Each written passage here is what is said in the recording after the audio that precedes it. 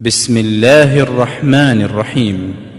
قل أعوذ برب الناس ملك الناس إله الناس من شر الوسواس الخناس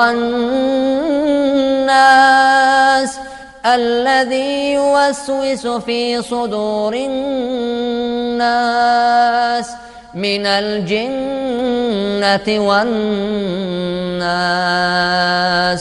صدق الله العظيم.